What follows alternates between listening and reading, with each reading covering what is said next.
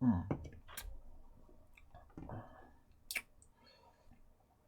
Let's see. Oops. Don't show that again.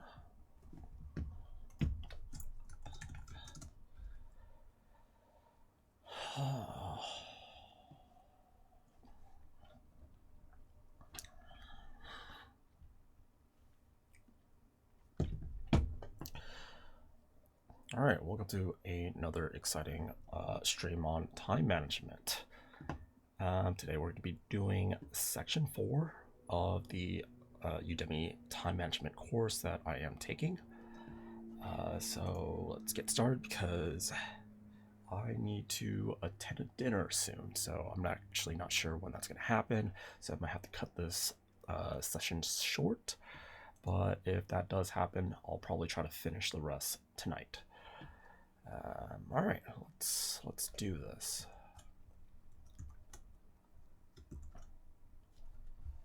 Ramp. Let's see, I think I need to put this over here. Then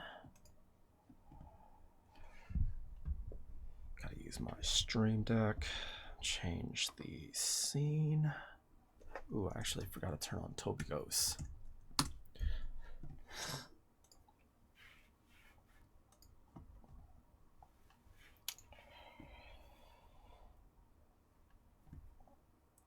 All right, I think that works.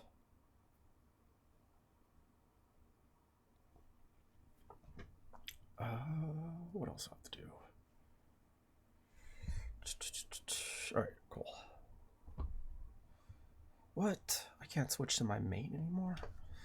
What's going on? All right, sweet. In this module, we will cover a calendar and its best practices.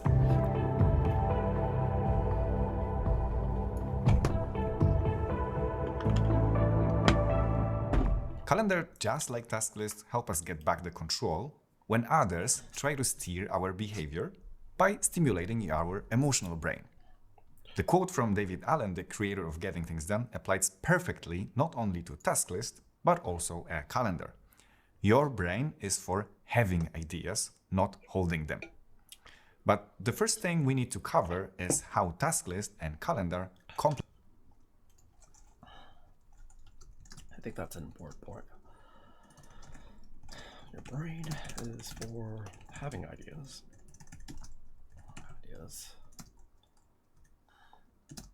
Not holding them. Who's this quote by again?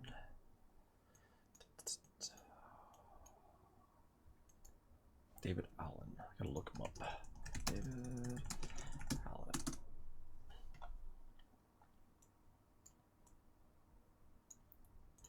Okay. But the first thing we need to cover is how task list and calendar complement each other. This is how a typical calendar could look like. There's a 1-hour meeting with Tom at 9 a.m., lunch with Chris at 12 p.m., strategy planning meeting at 1:30 p.m., and dance classes at 6:30 p.m. What is most important is that the time of this event is fixed. I can either go... Ooh, my Toby Ghost is kind of off, so let me kind of fix this. Okay, hopefully that is a bit better.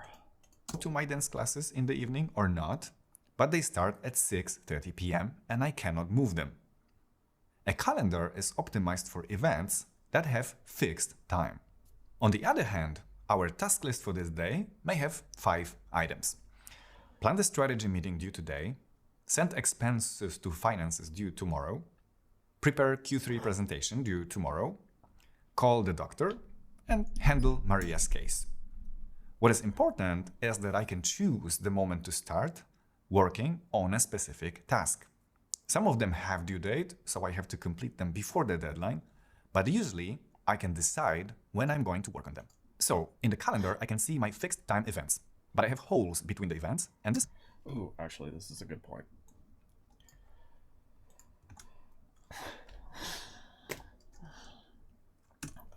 There should be time gaps.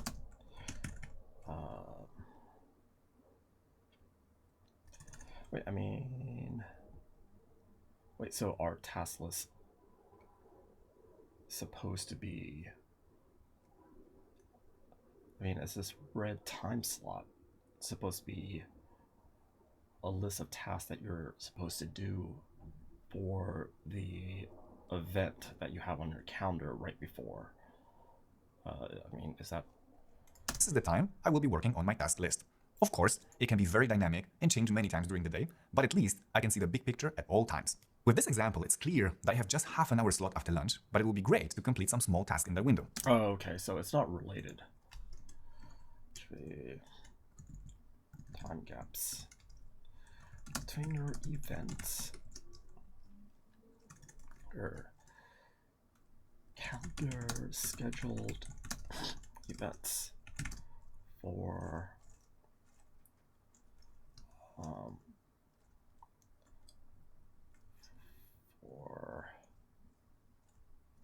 time to complete things on your task list. Task list items, therefore, should not be things that are listed on your calendar.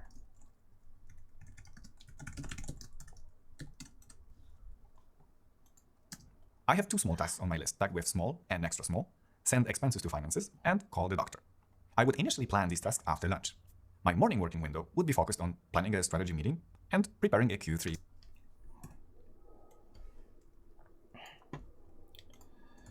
Put that here, make some drawings, so, ooh, gotta pick a different color. Let's see, let's do rainbow. I grab that, make an arrow pointing there, grab this, make an arrow pointing there, should be done here. The presentation. Mostly because they are very important and are becoming really urgent.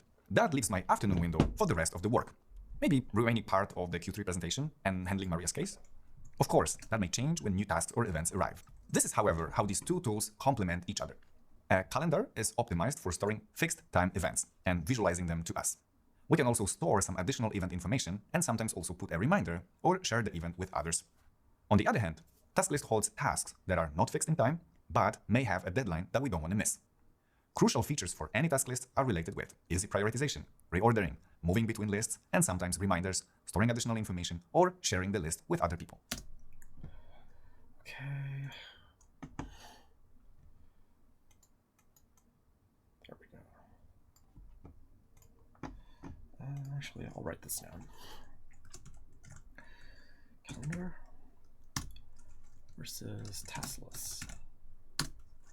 Here we have storing fixed time events.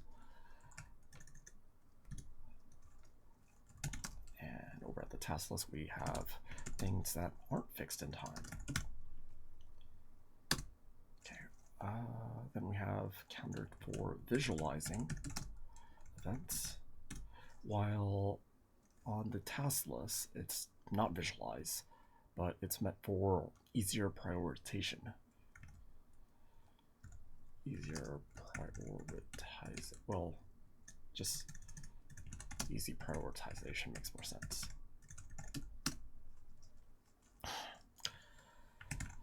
So for calendar, we store some additional event information, such as probably an agenda. Store some additional event info. And over at task list, our advantage here is to be able to reorder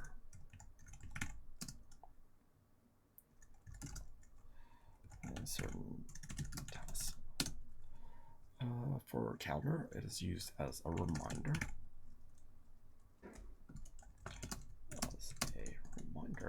As opposed to, oh, this is also a reminder. So I guess, I mean, why would I want to write this down if it applies to both? This isn't much of a contrast between the two. And for calendar, we have share the event with others. opposed to sharing. Well, this is the same thing. Sharing the list with others.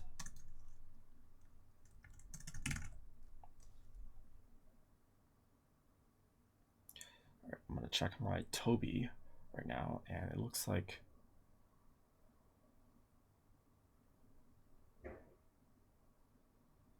it's still ahead. It is still slightly ahead. That's a big jump. Is there? Can I go like smaller? Oh, crap. Oh well. Let's see. People. So to avoid conflict between these two tools, our key question is, does it have a fixed time? If yes, we put it in a calendar, and if not, to the task list. Oh, okay. How to determine whether to use a calendar or a task list.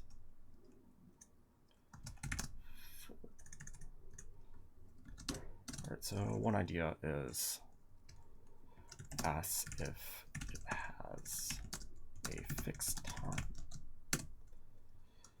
Yes means use a calendar. No would mean to use a task list. So things like meetings, conferences, but also concerts, sport events, family meetings, they all go to calendar. Things like preparing a presentation, sending something, but also making a list of guests or fixing a window, go to our task list. Let us then look at what are the 4 most popular calendar solutions that we may use. Sweet. Okay, we're done here. And I'm gonna actually do something new. And I'm gonna take advantage of using this feature, which puts a marker at a certain point in your stream. Ooh, it's unstable. That's not good. Average bitrate is too high. That's unfortunate. Add a marker. I would add a marker with a description. Okay. So let's see. What do I title it? I think I'll title it section 4.lesson15. List of useful apps. Okay, going back.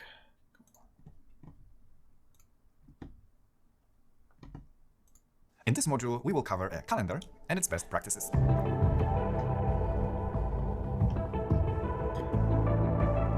Calendar, just like task lists, help us get back the control when others try to steer our behavior by stimulating our emotional brain.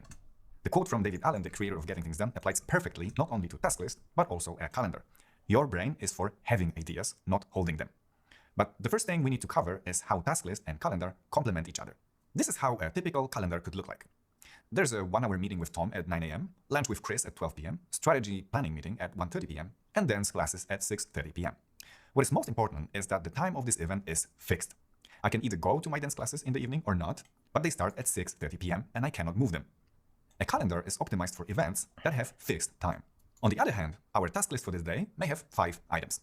Plan the strategy meeting due today, send expenses to finances due tomorrow, prepare Q3 presentation due tomorrow, call the doctor, and handle Maria's case. What is important is that I can choose the moment to start working on a specific task. Some of them have due date, so I have to complete them before the deadline, but usually I can decide when I'm going to work on them. So in the calendar, I can see my fixed time events, but I have holes between the events, and this is the time I will be working on my task list. Of course, it can be very dynamic and change many times during the day, but at least I can see the big picture at all times. With this example, it's clear that I have just half an hour slot after lunch, but it will be great to complete some small task in that window. I have 2 small tasks on my list, tagged with small and extra small. Wait Send expenses to finances. I'm watching the same video. That's a bug.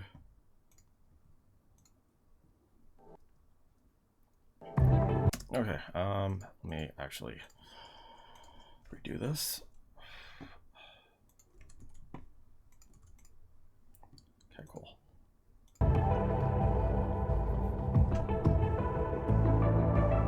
With calendars, our choice is much more limited when we compare it with task lists. There are basically just 4 solutions that most of the world is using: Google Calendar, Apple Calendar, Microsoft Calendar, for Outlook.com, Office 365 or dedicated Exchange server, and Paper. Yeah, that absolutely makes sense.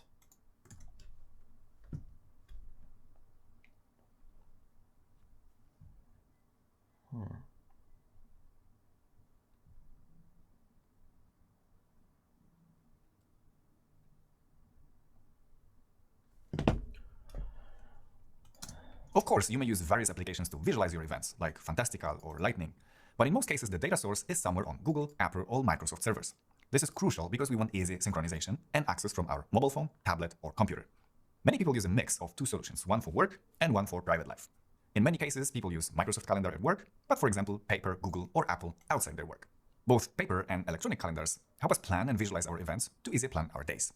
Compared to paper, electronic calendars give us some superpowers, like sharing the event or the whole calendar with others, and also reminders before the event. With paper, however, many people love the aspect of look and feel. So the choice between paper and electronic for many people is actually what's more important, sharing and reminders or the look and feel. What's more important, sharing and reminders or the look and feel?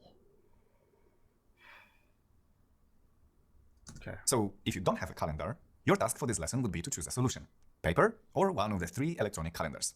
If you have a calendar, but you feel it's not that easy to use, this is a good moment to try another one that you would like. And when you have one that you like, please put all the events that you currently have in your head to your calendar so you don't have to think about them.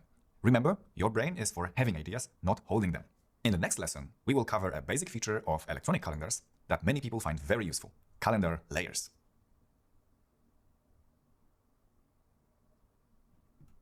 All right, let me make another stream marker.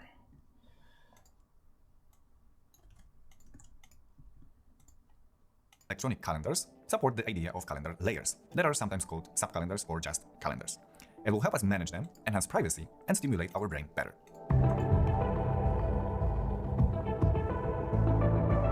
I'll show the concept on a Google Calendar. As you can see, on the left side, there is a list of calendars that I may turn on or off. We may use it to group specific events in specific calendar or layer. This way, I may very quickly filter what I want to see and what I don't want to see. I may have a separate calendar for out of office or vacation reminders, for events that I want to know about but I don't want to attend, for my workouts, meetings with friends, and so on. With just a few clicks, I'm able to see only the events I'm interested in. This way, I may, for example, look at my monthly workout schedule to see just that one calendar in the monthly view. I may also see who is on vacation right now or out of office, but then, with just one click, hide all that information so my calendar is not that cluttered. You may also have a different combination of layers on each device, so your calendar on a computer may show more events than on your mobile phone or a tablet. It's very easy to configure that. This also enhances privacy because each calendar or layer can be shared with a different group of people. When you share your calendar with your spouse, a good idea would be to create an additional calendar called private. Yeah, I'll note this down. When you share your calendar with your spouse, it would be a good idea to create a, well, he calls it an additional calendar, but I'm going to call it a separate calendar.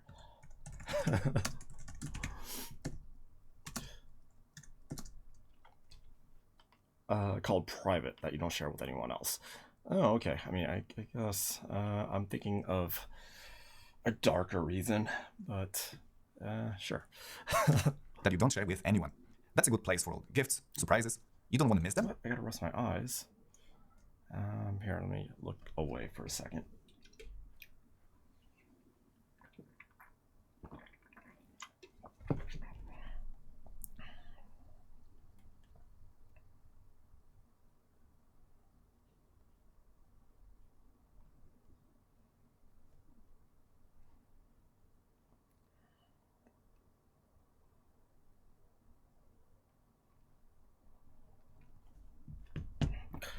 Okay. You don't need to remember about them, and they are kept secret. One more thing is that each calendar layer can have a different color. Events in that specific calendar will have this. Wait a second. Just realized something. But no sound. Sweet. Oh, okay, cool. I can view it here. All right, anywho. Color assigned by default. With no extra effort, that stimulates our brain and will speed up our daily and weekly planning. In Google, Apple, and Microsoft solutions, with just one click, you may add a new calendar, apply a name and a color, and then simply move some of your events to that calendar. So the task for this lesson, if you haven't been using it, is to create at least one layer that you think makes the most sense in your case, and move a few future events to it. And don't try to do too much at the beginning. Then see how easy it is to hide some information you don't need with just one click. And once we're done with it, we are ready to cover some most popular calendar integrations that help people save time and energy. Okay, I guess I can kind of. I'm actually thinking about whether I should share my calendar or not. I've already used some of these concepts, and trying to see. I'm trying to think of if there's anything private that I wouldn't want to share over Twitch. And I think there are some events. Since this is kind of impromptu, I will share what I can, and I keep my Twitch calendar. Oops, over a different Google account, and that is here. And here's what it looks like.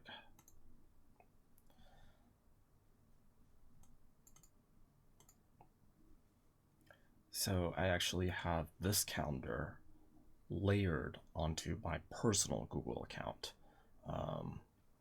So in my personal Google account, which I won't show on stream, it'll have a bunch of different things in different colors. So that is why I'm not following along and doing it as he's presenting it, because I've already got it in place. And it's also the reason why I'm not taking too many notes, because it's already things that have applied to me. Yeah. So that said, let us move on to the next lesson.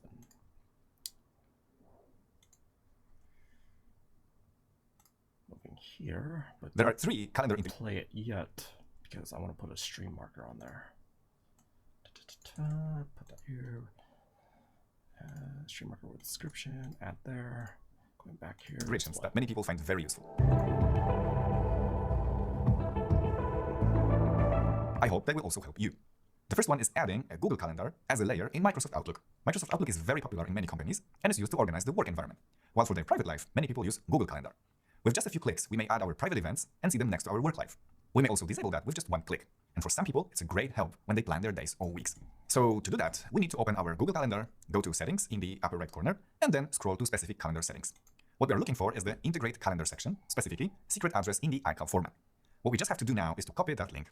Now we open Microsoft Outlook, go to our calendar, and basically click Add New from the internet and paste the link. The integration usually works only one way. That means Microsoft Outlook may read and show your Google Calendar events, but you will not be able to modify them from there. You will have to open Google Calendar separately if you want to make changes. So that was a short hint about how we can integrate Microsoft and Google Calendars. Now let us look at the solution that helps many people schedule their meetings, especially if they schedule a lot of them. Calendly.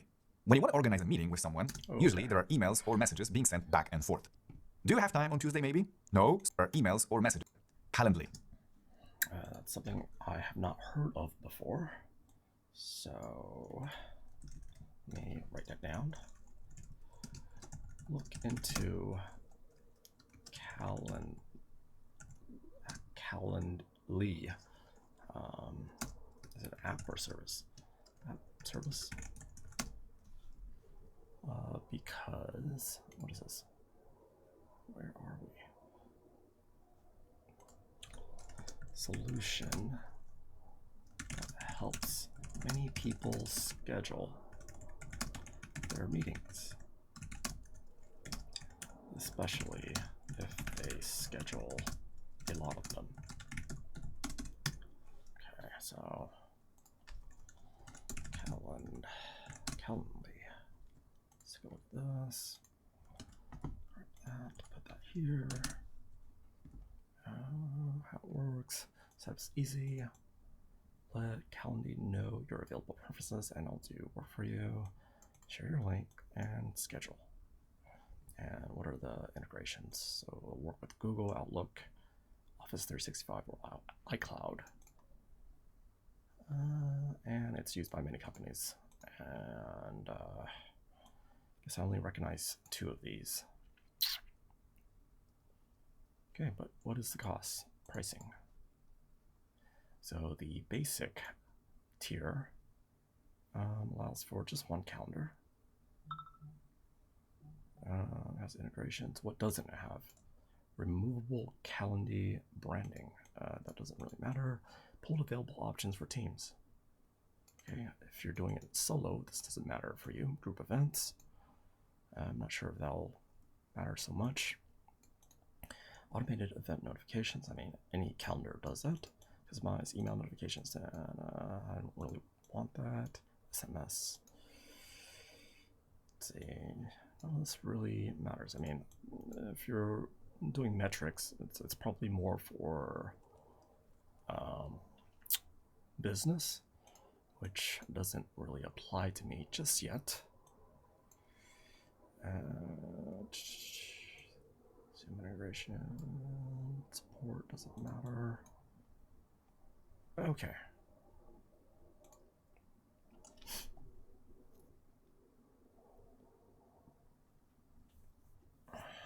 Okay, I get the idea.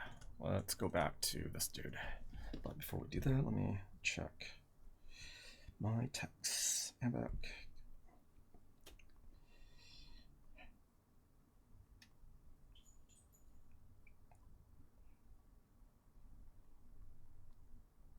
Okay.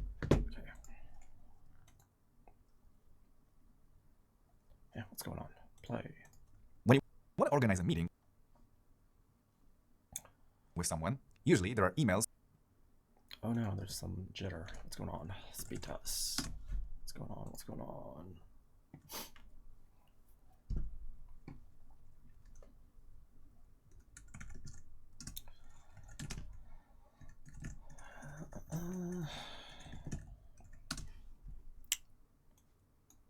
Nope, I'm fine. It is not me. It's not me. It is you. Or messages being sent back and forth. Do you have time on Tuesday maybe? No, sorry, maybe Wednesday. I have time from 4 p.m. Is that okay? Sorry, 4 p.m. will not work for me, so maybe Friday? You probably know this. Calendly connects to your Google Calendar. Then you specify the days and hours that you may be available, and then basically configure the types of the meetings that you need. By default, 15 minutes, 30 minutes, and 60 minutes are added. Now, each of the meeting types has its own URL that you may share with anybody. When that person clicks the link, they may find a slot in your calendar that works for them without your interaction. Basically, Calendly shows your availability without a need to share the details of your calendar. People just see your available time slot. Oh, okay, that's kind of important. Advantages. It shows your availability without a need to share the details of your calendar.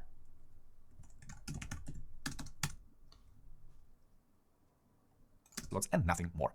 When they choose one, you get a notification and an event is added to your calendar. No effort required. So when you schedule a lot of meetings, especially one-on-one meetings, that may help you avoid a massive number of messages. Scheduling is much faster and easier and less frustrating. The last popular and useful integration is Ifttt from If This, Then That, or Zapier. These tools allow you to connect to various systems, including your calendar, and automate some of the tasks. If the tool detects some specific action in one of the systems and is able to perform an action in another system. Let's look at 3 popular examples called applets in Ifttt. There are also hundreds of others that you may look at. You may, for example, track your work hours in Google. Into Ifttt. If this. Wait, what is it? If this, then that.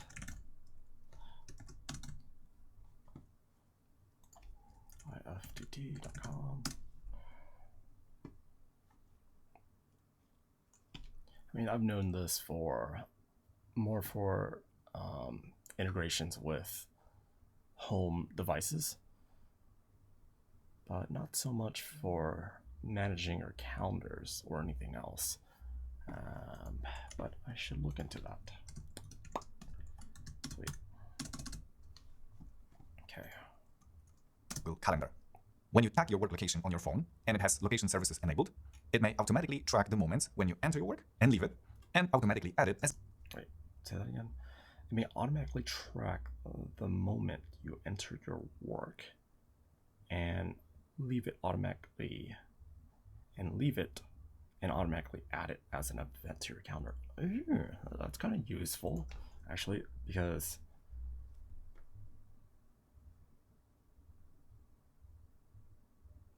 I mean, if you're really into metrics, you want to have an account as to when certain events start and end, just for your records, so that to be able to, when you're trying to optimize your time, you're going to be able to optimize it better with more data points. And I believe this allows you to generate more of those data points. So let me write that down. It can be programmed to track and take account of the moments you enter your work or when you leave it, and then plot data points to an app that supports if then, if that then, if this then that. Okay. As an event to your calendar. So the trigger is entering or leaving your work location, and the action is adding an event. The second applet can log your phone calls to your calendar.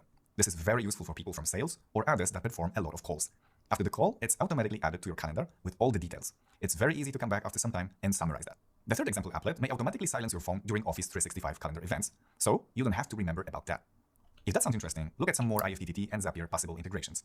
In the lesson materials, you may find links to useful integrations that is regularly updated. So these were the 3 popular calendar integrations.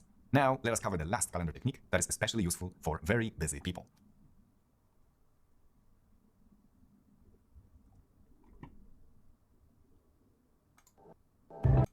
Okay. Lastly, we have high focus block. So let me make a stream marker for this. Go back here. This is how a calendar could look like after all unused layers were disabled. Oh crap, gotta answer something.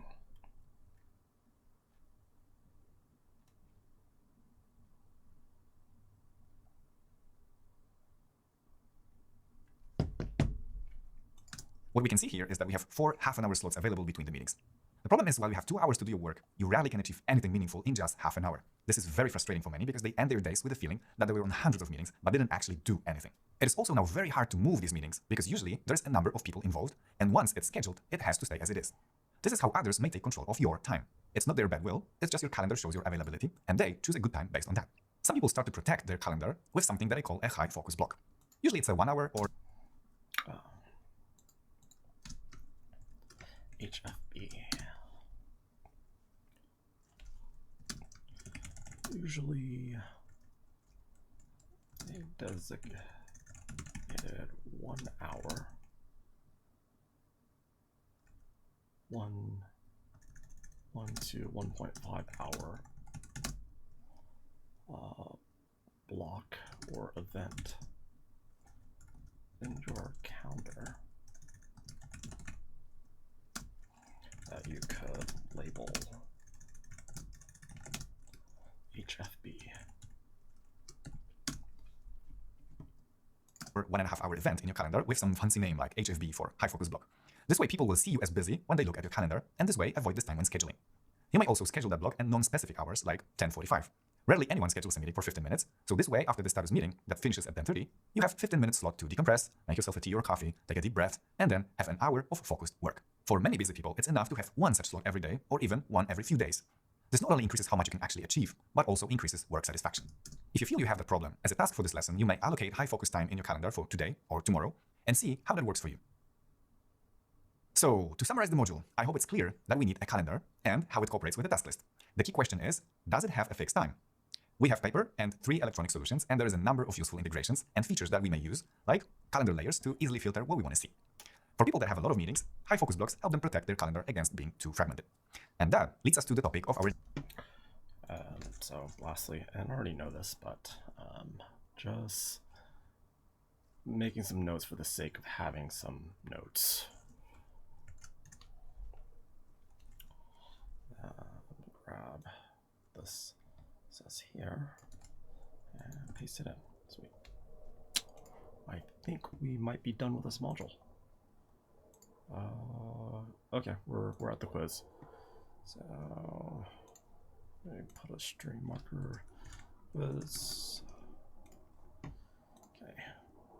All right, let's start this quiz. Question number 1: why do we keep task lists and calendars separate? We don't. That's incorrect, because this is the way we keep a calendar in paper form and have a task list as an application. That doesn't sound right, so it has to be this, because a calendar stores events with fixed time and a task list is optimized to store tasks. Question number 2: what is the biggest benefit of calendars, subcalendars, and layers? Quickly filter just one type of event and see only those that interest you. You can automatically assign a different color and a reminder to the newly created list. There is none. It's just getting more of your time.